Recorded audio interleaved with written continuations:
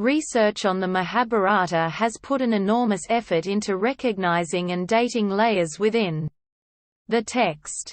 Some elements of the present Mahabharata can be traced back to Vedic times.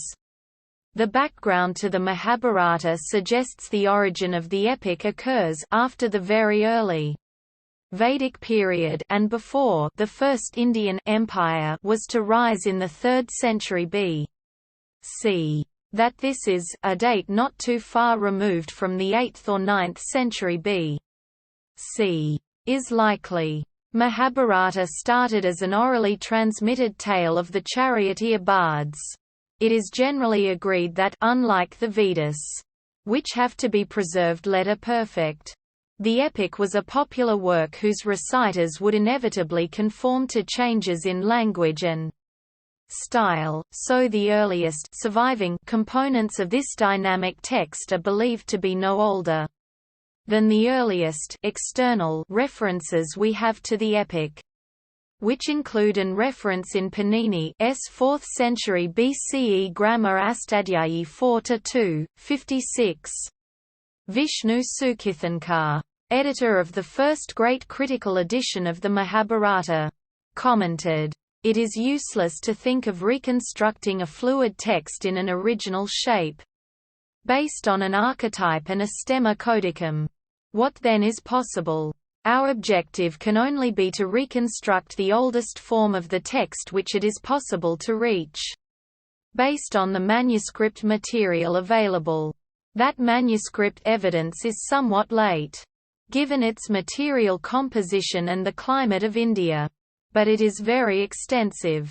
The Mahabharata itself, 1:161, distinguishes a core portion of 24,000 verses, the Bharata proper, as opposed to additional secondary material, while the Asvalayana Grihasutra 3:4 makes a similar distinction. At least 3 redactions of the text are commonly recognized. Jaya, victory, with 8,800 verses attributed to Vyāsa. Bharata with 24,000 verses as recited by Vaisampayana.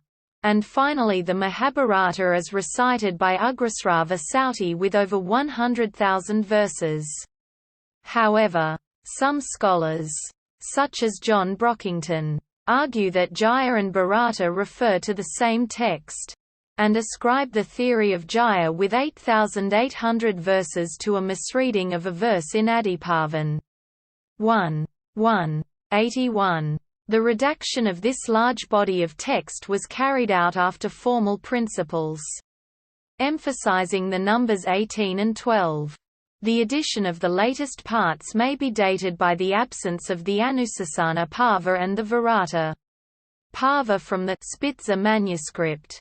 The oldest surviving Sanskrit text dates to the Kushan period, 200 CE, according to what one character says at MBH 1:150. There were 3 versions of the epic, beginning with Manu 1:127, Astika 1:3, Sub-Parva 5, or Vasu 1:57, respectively. These versions would correspond to the addition of one and then another frame settings of dialogues. The Vasu version would omit the frame settings and begin with the account of the birth of Vyāsa.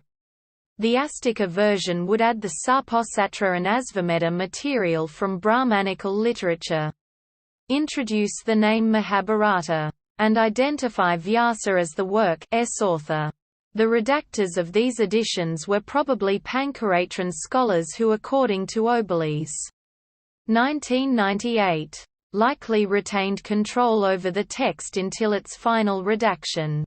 Mention of the Huna in the Bhisma Parva however appears to imply that this Parva may have been edited around the 4th century.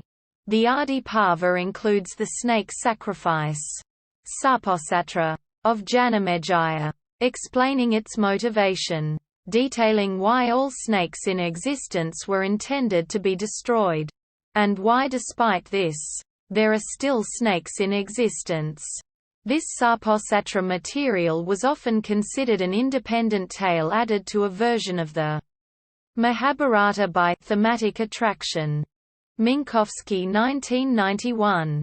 And considered to have a particularly close connection to Vedic Brahmana literature. The Pankavimsa Brahmana, at 25:15:3, enumerates the officiant priests of a Sarposatra, among whom the names Dhritarashtra and Janamejaya. Two main characters of the Mahabharata s Sarposatra, as well as Taksaka, the name of a snake in the Mahabharata, occur. The Supanakhyana, a late Vedic period poem considered to be among the earliest traces of epic poetry in India, is an older, shorter precursor to the expanded legend of Garuda that is included in the Astika Parva. Within the Adi Parva of the Mahabharata,